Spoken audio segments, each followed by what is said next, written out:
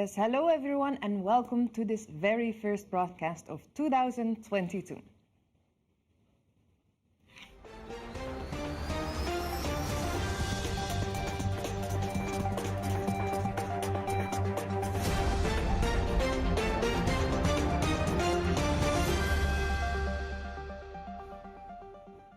Yes, hello everyone. It's Friday, 21st of January, and today I have two online guests to look into 2022. Because we have arrived in a new year, and since we did that, we've just been celebrating, enjoying the holidays, but it's time to get back to work. And I would like to have a look at this new year. And for that, I have two online guests. The first one is Tabea Klang from DB Cargo Eurasia. Hello. And the second one is Sanna Kauppi from Finland, from Kouvola Innovation, and she will come back to the show later on. But let's start with you, Tabea. You're the brand new COO of DB Cargo Eurasia. So what did you do on your first day in office? Yeah, thank you, Mary, for having me. It's a great pleasure. It's an interesting question. So on my first day in the office, I had what we call a cross-continental team meeting. So we have colleagues in Berlin, we have colleagues in Malashevich in Poland, in Moscow, in Shanghai, and in Xi'an in China. So I gathered everybody and introduced myself. And I've set myself the goal to at least say a couple of sentences in every respective language of my colleagues. So before I joined, I started to learn Chinese. That's interesting. And how many languages were those, the languages that you were saying hello to? In Russian, in Chinese, and in English. And I'm trying to pick up a bit of Polish as well. And do you remember the Chinese sentence? I do, but I would say in our second live interview, you can test me on that. All right, I'll keep you to that. Yeah. So where are you based? So we are DB Cargo Eurasia is headquartered in Berlin, but we have also offices in Malashevich in Poland, in Moscow in Russia, and in China, in Shanghai and in Xi'an, which is very important for our business. The Eurasian corridor, in order to, talk to our customers and partners right on the spot where they need us. Right. And before you came to this post, you were already part of DB Cargo Eurasia. Can you explain why you and the company are a good match? Yeah, sure. So as I said, our company and our business takes place across the corridor, 12,000 kilometers, and we have colleagues sitting in those countries with different cultural backgrounds. And I always say that my heart has been on the corridor even before I joined railways. So I think you have to, in order to succeed in this business, you have to have a good understanding of intercultural differences, and you have to be able to communicate and to dig deeper a bit into the things. So previously, I've been working for Deutsche Bahn. I have established myself a quite good network and got a good overview of the business itself. And even before that, I've been working with the OECD in Paris and a lot in touch with Central Asian countries. Studied in Russia, so I felt like DB Cargo Eurasia is a perfect fit. Do you feel that you can understand other cultures well, and do you have this intercultural communication skill? Yeah, definitely. It's something that you learn along the way, and it's something that we, and I still all of my colleagues, that we learn from each other every day, and that is the beauty of working in such an traditional environment. What RailFreight definitely is, but on the other hand, international, cross-cultural, and that is for me truly the spirit of of the Silk Road and of the Eurasian corridor. Yeah. You know, and even in my first 100 days, when I introduced myself to my colleagues, you know, I asked them to, you know, be patient with me, that I will ask a lot of questions, take the time to introduce myself to everyone in person, customers, partners, and really understand what my colleagues and customers, what they care about, and what is important for them. Yeah. Did you already come across some strange situations or culture clashes? I wouldn't say nothing too bad. Nothing too bad. Does it also mean you have to get up at 4 in the morning to talk to the Chinese office? Sometimes it hasn't been 4 in the morning yet. They warned me that, you know, other colleagues, they already got up at night. But yeah, several times I have had meetings at 5:30 and 6 o'clock. It's important to me. Sometimes Shanghai colleagues stay up late, and sometimes Berlin colleagues get up early. That's, you know, that's how we like to keep it. Yeah, that's the way forward. All right. Definitely. You came at a not easy time, I would say. We have the pandemic still already 2 years. The market is disrupted, the market is congested, and yet you chose to be part of it. How are you planning to deal with all these circumstances? You know, good question. It's definitely a challenge, but I also believe that, especially for rail freight, the pandemic is not only a challenge, but it's a great chance, because I believe that we do have a historic momentum. We do feel that a lot of customers are looking for, of course, resilient supply chains. We have learned in the pandemic that this is something extremely important. Our economies rely on resilient supply chains, and I think that it will be, you know, the challenge of the 21st century to combine both economic growth and climate friendliness. And the pandemic has shown that rail freight is and can be even more in the future a good answer to that. So in the pandemic, I see maybe for rail freight more chances than challenges. I mean, you know the numbers: 80% of less CO2 compared to road transport. This is something we have to make use of.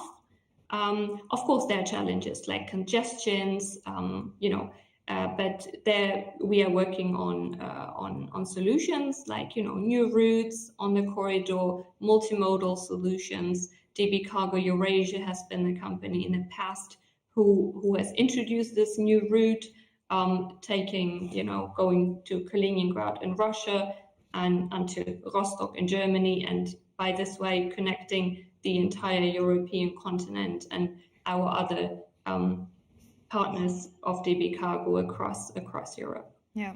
Are you currently also facing trouble in Poland? Because I read that there is some difficulty in transiting Ukraine to Poland.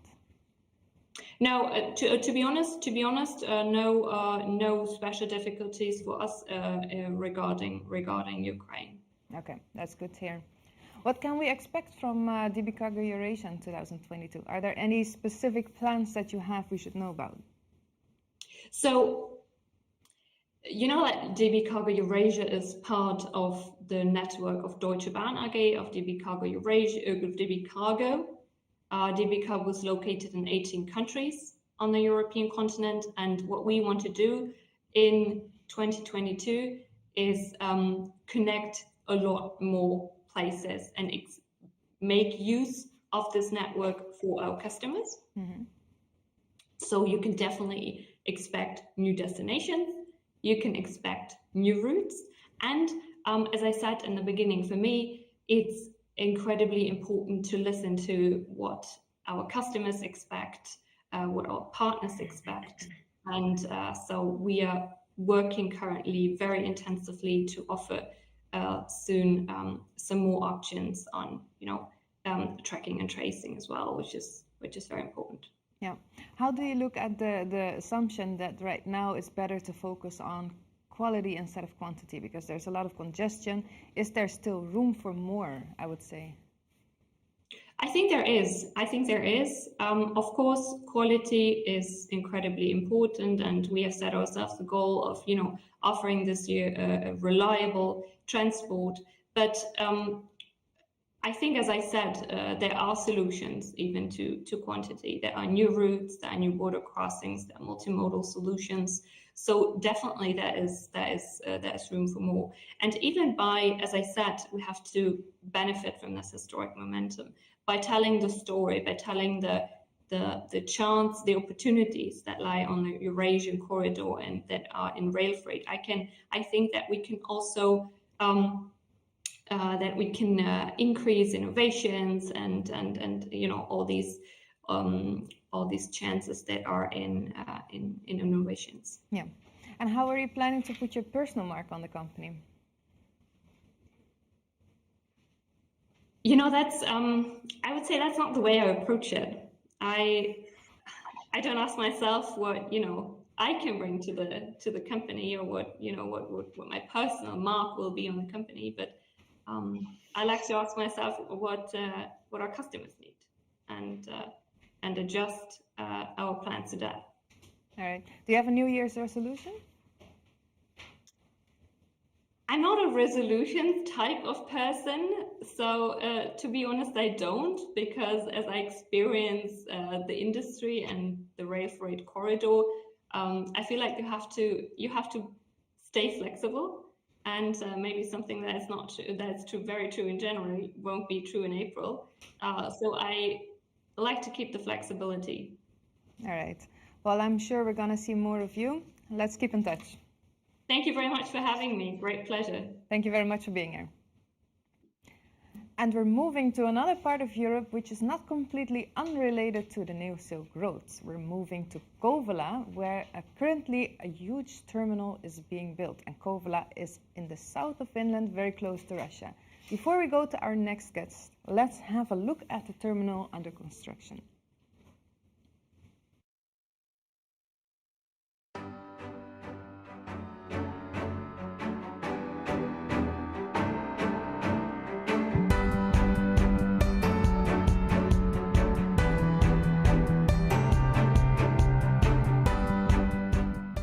Finland is a gateway between the East and the European Union. Kouvola, located in the southeast of Finland, is a significant logistics hub between Northern Europe and Asia. Kouvola RRT, a modern rail and road intermodal terminal, is currently under construction in Kouvola, Finland. When completed in 2023, the Kouvola Rail and Road Terminal will handle trains of over 1,100 meters in length. Transfer of goods from road to other modes of transport reduces CO2 emissions. Longer trains also increase cost savings in rail freight transportation. The project is part of developing the Trans-European Transport Network, TEN-T. It has received EU funding. Kouvola RRT to boost economic growth and employment both regionally and nationally. Kouvola RRT is ready for business in 2023.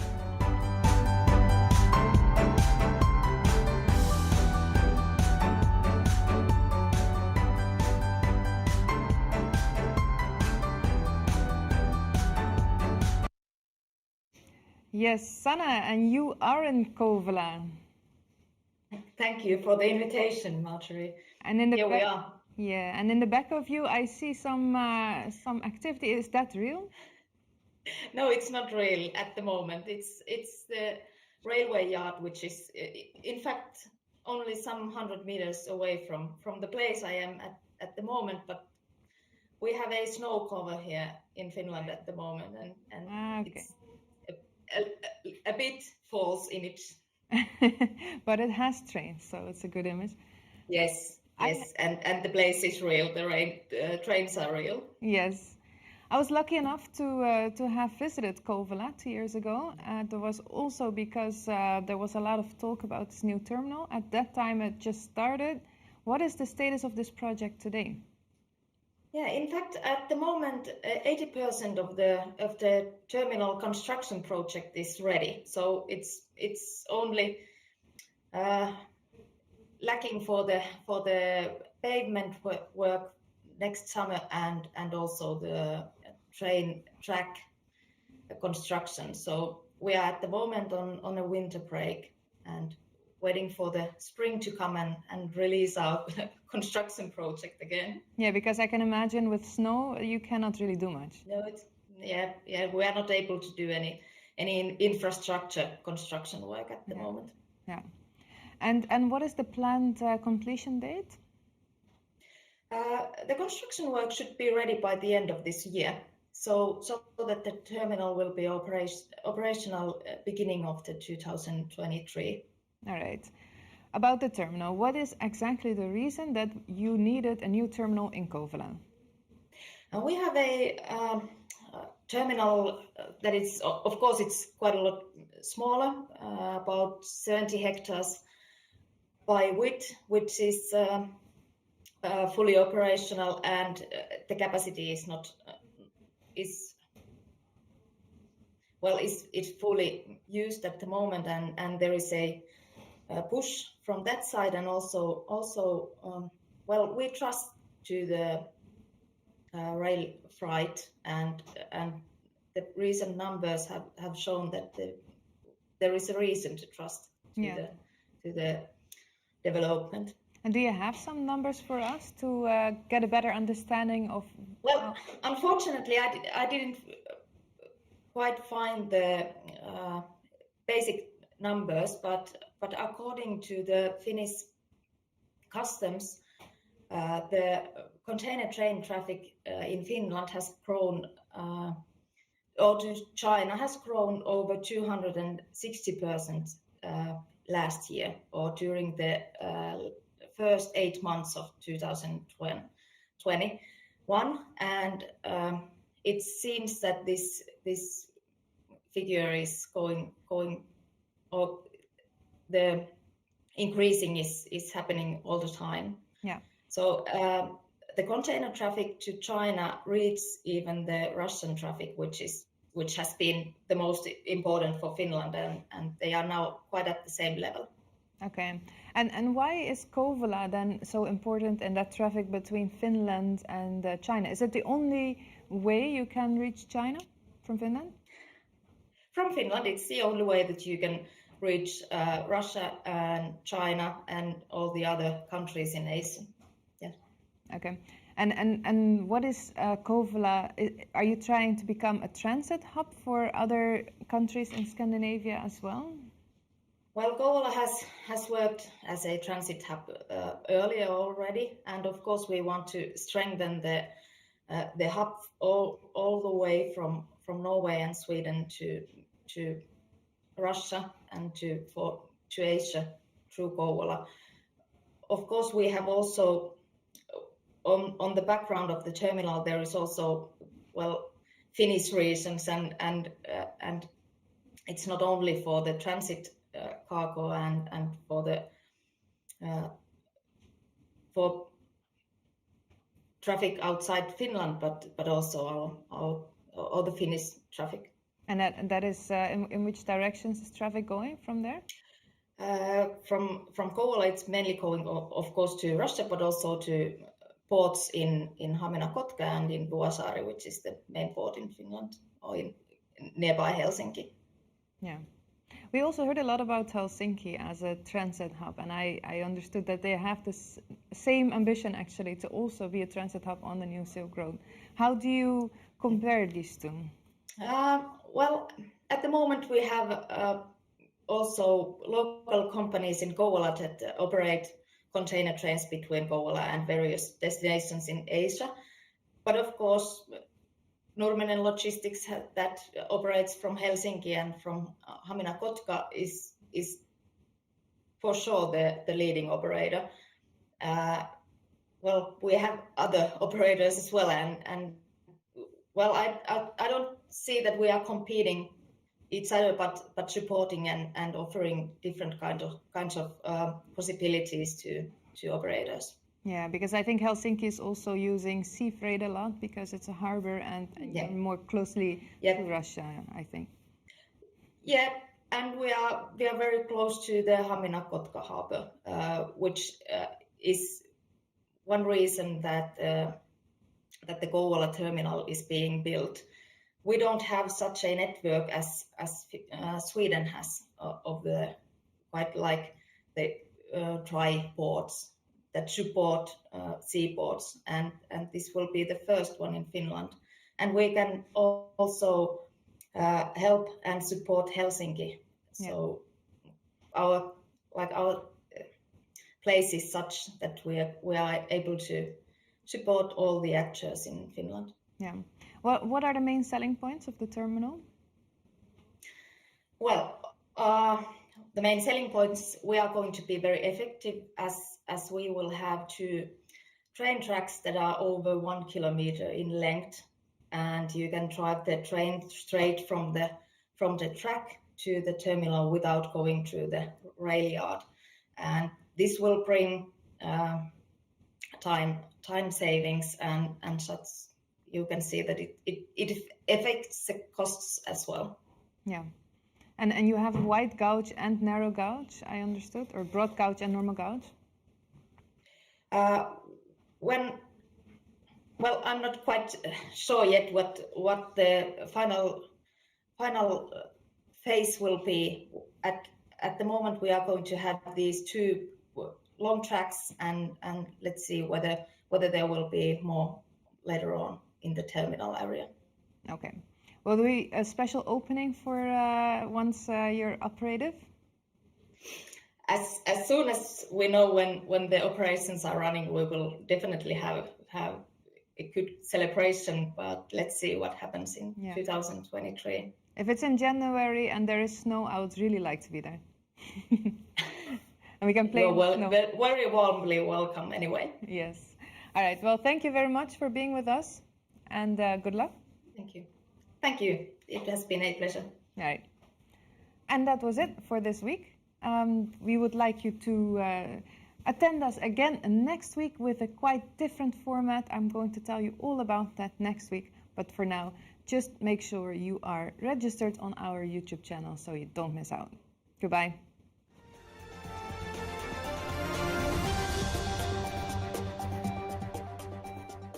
En ook u kunt hier zitten, want deze coronaproof studio is te huur voor uw congres, vergadering of webinar. We hebben alle techniek in huis om u hierbij te helpen. Kijk voor meer informatie op promedia.nl. Ik zie u graag in onze studio.